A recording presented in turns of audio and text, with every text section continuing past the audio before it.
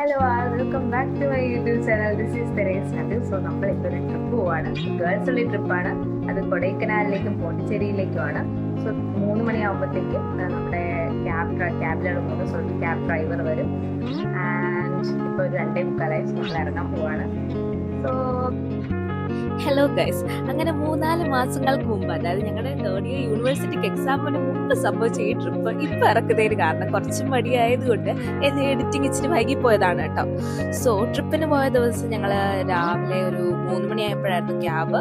So ഒരു 2:45 തന്നെ താഴേക്ക് എത്തി. നമ്മൾ അപ്പത്തേക്ക് ചേട്ടൻ വന്നായിരുന്നു. സോ ക്യാബിലൊക്കെ കയറി ഞങ്ങൾ യാത്ര ആരംഭിച്ചു. ആൻഡ് അത്രയും നേരം യാത്ര ചെയ്തുകൊണ്ട് തന്നെ ആശ്ലിക്കൊക്കെ കുറച്ച് ഛർദ്ദിക്കാനൊക്കെ വന്നായിരുന്നു. പിന്നെ രാവിലെ ഒരു 7:30 ഒക്കെ ആയപ്പോഴത്തേക്ക് കൊടൈക്കനാലിന്റെ അടുത്തുള്ള ഒരു കടയിലേക്ക്, അവിടെ ആ ഒരു പീക്ക് കയറുന്നതിന് മുമ്പ് തന്നെ അവിടെ അടുത്തുള്ള ഒരു കടയിൽ കയറി ഞാൻ ഒരു മസാല ദോശയൊക്കെ കഴിച്ചായിരുന്നു.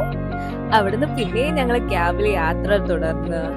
ആൻഡ് പിന്നെ ഇടയ്ക്ക് വെച്ചിട്ട് ഫോട്ടോ ഒക്കെ എടുക്കാൻ നല്ല സ്പോട്ടൊക്കെ കണ്ടപ്പം ചേട്ടൻ അവിടെ ക്യാബൊക്കെ നിർത്തി തന്നായിരുന്നു കേട്ടോ. അങ്ങനെ ഇടയ്ക്ക് ഫോട്ടോസൊക്കെ എടുത്തിട്ട് പിന്നെയും യാത്ര തുടർന്നു. ആൻഡ് അങ്ങനെ ഒരു 7:30 ഒക്കെ ആയി തോന്നുന്നു ഞങ്ങളുടെ ഹോട്ടലിലെത്തിയപ്പോഴേക്കും. ആൻഡ് ഹോട്ടലിലെത്തി റൂമിൽ പോയി നമ്മുടെ സാധനങ്ങളെല്ലാം വെച്ചിട്ട് ഞങ്ങൾ തിരിച്ചു വന്നു നമുക്ക് സ്ഥലം കാണാനൊക്കെ പോകാൻ വേണ്ടിയിട്ട്.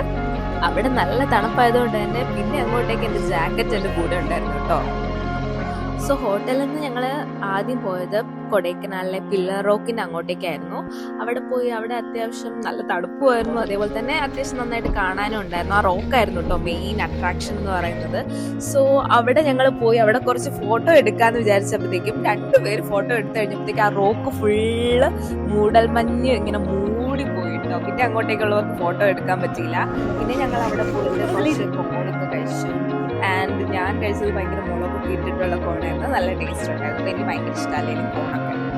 അവിടെയുള്ള വേറെ ഏതൊക്കെയോ സ്ഥലം കൂടെ കണ്ടു. എല്ലാത്തിൻ്റെയും വീഡിയോ ഒന്നും ഞാൻ എടുത്തിട്ടില്ല. പിന്നെ 3-4 മാസം കഴിഞ്ഞിട്ട് എനിക്ക് എല്ലാ സ്ഥലത്തിൻ്റെയും പേരും ഓർമ്മ വരുന്നില്ല. ആൻഡ് അത് കഴിഞ്ഞിട്ട് ഞങ്ങൾ ഉച്ചയ്ക്കത്തെ ഫുഡ് കഴിക്കാൻ വേണ്ടി അവിടെ അടുത്തുള്ള ഏതൊരു ഹോട്ടലിൽ തന്നെ പോയി. ആൻഡ് അവിടെ നിന്ന് ഫുഡൊക്കെ കഴിച്ചിട്ട് പിന്നെയും ഞങ്ങൾ സ്ഥലം കാണാൻ വേണ്ടി ഇറങ്ങി കേട്ടോ. സെക്കൻഡ് ഡേയിൽ കൊടൈക്കനാലിന് കുറച്ച് ദൂരമായിട്ടുള്ള മുണ്ടി എന്ന് പറയുന്ന ഒരു ബ്യൂട്ടിഫുൾ വില്ലേജിലേക്ക് ഞങ്ങൾ പോകണമെന്ന് ആഗ്രഹിച്ചിരുന്നതുകൊണ്ട് തന്നെ ഫസ്റ്റ് ഡേയിൽ മാക്സിമം സ്ഥലങ്ങൾ കണ്ടു തീർക്കാൻ വേണ്ടി ഞങ്ങൾ നോക്കി. സോ ഗുണ കേവിലും ഞങ്ങൾ ഫസ്റ്റ് ഡേ വൈകുന്നേരമാണ് പോയി കണ്ടത്. അവിടെ ആക്ച്വലി പ്രത്യേകിച്ച് അങ്ങനെ ഭയങ്കര കാണാനൊന്നുമില്ല. അങ്ങനെ അതുവഴി ഇങ്ങനെ നടന്നു പോവുക, കുറേ ട്രീസ് ഒക്കെ ഉണ്ട്. പിന്നെ കേവ് നമ്മൾ അവിടെ പോയി കണ്ടു. പിന്നെ അതിനുശേഷം പൈൻ ഫോറസ്റ്റിൽ അന്ന് പോകണമെന്നുണ്ടായിരുന്നെങ്കിലും നമ്മൾ ചെന്നപ്പോഴത്തേക്കും പൈൻ ഫോറസ്റ്റ് അടച്ചായിരുന്നു കേട്ടോ. സോ ഞങ്ങൾ അത് സെക്കൻഡ് ഡേയിലേക്ക് മാറ്റി. പിന്നെ തിരിച്ച് വന്നിട്ട് ഞങ്ങൾ കൊടൈക്കനാൽ ലേക്കിലും പോയി. പിന്നെ അതിന് ചുറ്റുമുള്ള സ്ഥലത്തൊക്കെ ഒന്ന് ഷോപ്പിങ്ങിനൊക്കെ ഇറങ്ങിയായിരുന്നു. അവിടെ പോയി കുറച്ച് സാധനങ്ങളൊക്കെ ഇങ്ങനെ കഴിച്ചു. പിന്നെ കുറേ സാധനങ്ങൾ നമ്മൾ നോക്കി, ഇഷ്ടപ്പെട്ട സാധനങ്ങളൊക്കെ പർച്ചേസ് ചെയ്യുകയും ചെയ്തായിരുന്നു. അവിടുന്ന് തിരിച്ച് 8:30 ഒക്കെ ആയപ്പോഴത്തേക്കും ഞങ്ങൾ ഹോട്ടലിലെത്തി. പിന്നെ കുറേ നേരം സംസാരിച്ചിരുന്നിട്ട് കിടന്നുറങ്ങി കേട്ടോ. പിന്നെ രാവിലെ തന്നെ ഞങ്ങൾക്ക് പിറ്റേ ദിവസത്തെ സ്ഥലം കാണാനൊക്കെ സ്റ്റാർട്ട് ചെയ്യണമായിരുന്നു. പിറ്റേ ദിവസം രാവിലെ 6 മണിക്ക് എണീക്കുമെന്ന് ഞങ്ങൾ പറഞ്ഞെങ്കിലും നമ്മൾ എണീറ്റ് റെഡിയായി പോകാൻ ഒരുങ്ങിയപ്പോഴത്തേക്കും ഒരു 7:30-8 ഒക്കെ ആയി. പിന്നെ അവിടെ നമ്മൾ തലേ ദിവസം കഴിച്ച ഹോട്ടലിൽ തന്നെ ഒരു കോംപ്ലിമെന്ററി ബ്രേക്ക്ഫാസ്റ്റ് അവർ അറേഞ്ച് ചെയ്തിട്ടുണ്ടായിരുന്നു. സോ അതും കഴിച്ചിട്ട് ഞങ്ങൾ നേരെ പൈൻ ഫോറസ്റ്റിലേക്ക് പോയി. സോ പൈനൊക്കെ അവിടെ പൈൻ ഫോറസ്റ്റിൽ പോയി അവിടെയൊക്കെ പോയി കുറച്ച് അത്യാവശ്യം സ്ഥലങ്ങളൊക്കെ കണ്ടിട്ട് പിന്നെ ഞങ്ങൾ പൂണ്ടി എന്ന് പറഞ്ഞിട്ടുള്ള ആ ഒരു ബ്യൂട്ടിഫുൾ വില്ലേജിലേക്ക് പോയി. അവിടെ ആക്ച്വലി അങ്ങനെ ഒരു വെള്ളച്ചാട്ടം ഉണ്ടായിരുന്നു, പക്ഷെ അന്ന് നമുക്ക് അത് കാണാൻ പറ്റിയില്ല. പിന്നെ ആക്ച്വലി പൂണ്ടി എന്ന് പറയുന്നത് ഒരു ബ്യൂട്ടിഫുൾ ആയിട്ടുള്ള ഒരു വില്ലേജ് ആണ്. സോ ആ വില്ലേജിന്റെ ആ ഒരു ബ്യൂട്ടി നമ്മൾ പോകുന്ന വഴിക്കൊക്കെ എൻജോയ് ചെയ്തു.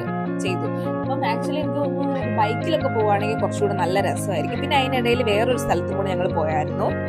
അവിടെ ആടുകളെയൊക്കെ കാണും. എന്താ ആടിന്റെ ഫാമാന്നൊക്കെ പറഞ്ഞ് പോയതാണ്. പക്ഷെ പോയപ്പോൾ ഒറ്റ ആടുകളില്ലായിരുന്നു. പക്ഷെ എനിക്ക് ആ സ്ഥലം ഭയങ്കരമായിട്ട് ഇഷ്ടപ്പെട്ടു കേട്ടോ. ഒരു നോർത്താണ്, ഒരു കാശ്മീരി ഫീലിംഗ് ഒക്കെ അവിടെ നിന്ന് കിട്ടി.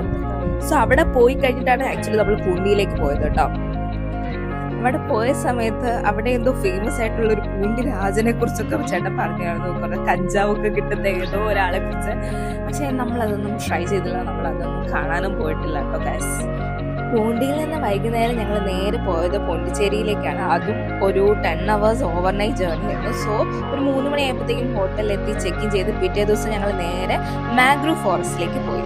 സോ അവിടെ ബോട്ട് റൈഡിങ് ഉണ്ടായിരുന്നു. അത് ആക്ച്വലി നല്ല ഒരു എക്സ്പീരിയൻസ് ആയിരുന്നു കേട്ടോ. അത്യാവശ്യം കുറച്ച് പൈസ കൂടുതലായിരുന്നെന്ന് തോന്നുന്നു. ബിക്കോസ് ഒരു 400-450 റുപ്പീസാണ് അവർ ഞങ്ങളുടെ അടുത്ത് നിന്ന് വാങ്ങിച്ചത്. അത് ആക്ച്വലി കുറച്ച് കൂടുതലായിട്ട് തോന്നി. പക്ഷേ എക്സ്പീരിയൻസ് വാസ് ആക്ച്വലി സൂപ്പർ. പിന്നെ ആ ബോട്ട് റൈഡിങ് കഴിഞ്ഞ് ഞങ്ങൾ ഒരു ചെറിയൊരു ഐലൻഡ് പോലത്തെ സ്ഥലത്തെത്തി, പിച്ചവരം എന്ന് പറഞ്ഞിട്ട്. അവിടെ കുറച്ച് മൂവീസൊക്കെ ഷൂട്ട് ചെയ്തിട്ടുണ്ട്, ലൈക്ക് ദശാവതാരമൊക്കെ അവിടെയാണ് ഷൂട്ട് ചെയ്തിട്ടുള്ളതെന്നാണ് പറഞ്ഞിട്ടുള്ളത്. സോ അവിടെയും കണ്ടിട്ട് ഞങ്ങൾ ഫുഡ് കഴിച്ചിട്ട് ഞങ്ങൾ നേരെ പിന്നെ പോയത് ഓറോവിൽ എന്ന് പറയുന്ന ഒരു എക്സ്പെരിമെൻ്റൽ ടൗണിലേക്കായിരുന്നു കേട്ടോ. സോ അതെന്ന് പറയുന്നത് കുറേ രാജ്യത്തു നിന്നുള്ള ആൾക്കാരൊക്കെ ഒരുമിച്ച് അവിടെ എന്താണ് ജാതി മതമൊന്നും നോക്കാണ്ട് അവിടെ താമസിക്കുന്ന ഒരു സ്ഥലമായിരുന്നേ. അവിടെ കുറേ കാണാനുണ്ടായിരുന്നു. കുറേ നടന്ന് അവിടുത്തെ ആ ടൗൺഷിപ്പിനെ കുറിച്ച് മനസ്സിലാക്കിയിട്ട് അത്യാവശ്യം കുറച്ച് നടക്കാനുണ്ട്. അപ്പോൾ അതൊക്കെ കണ്ട് അവിടുന്ന് കുറച്ച് ലെമൺ ജ്യൂസൊക്കെ കുടിച്ചിട്ട് ഞങ്ങൾ നേരെ ആ ഓറോവിൽ അത് ആയിട്ട് സെൻറ്ററിലേക്ക് പോയി. അങ്ങോട്ടേക്ക് നടന്നാണ് പോയതെങ്കിലും തിരിച്ചിങ്ങോട്ടേക്ക് വരാൻ ബസ് ഉണ്ടായിരുന്നു കേട്ടോ. സോ തിരിച്ച് വന്നതിന് ശേഷം ഞങ്ങൾ ദെൻ ഒരു കഫേ എക്സ്പ്ലോർ ചെയ്യാൻ വേണ്ടി പോയി. ബ്രെഡ് ആൻഡ് ചോക്ലേറ്റ് കഫേ ആയിരുന്നു പോയത്. ദെൻ അവിടെ പോയി അവിടെയുള്ള കുറച്ച് ഡിഷസ് ഒക്കെ കഴിച്ചു. ആൻഡ് ദെൻ ലാസ്റ്റ് ആയിട്ട് ഞങ്ങൾ അവിടെ അടുത്ത് തന്നെ ഉള്ള ഒരു ബീച്ചിൽ പോയായിരുന്നു കേട്ടോ. റോക്ക് ബീച്ചിലായിരുന്നു കേട്ടോ പോയത്.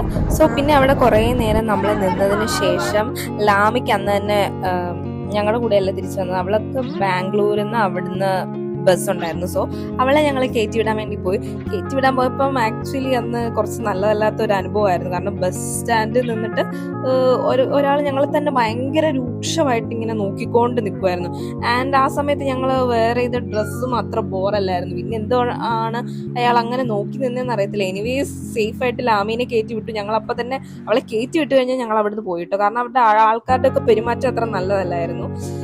ദെൻ ചേട്ടനുണ്ടായിരുന്നു. ഞങ്ങൾ പോയി തിരിച്ച് ഇവിടെ രാവിലെ ഞങ്ങൾ ഹോസ്റ്റലിലെത്തി. അങ്ങനെ ഭയങ്കര നല്ലൊരു ഭയങ്കര എൻജോയ് ചെയ്തു.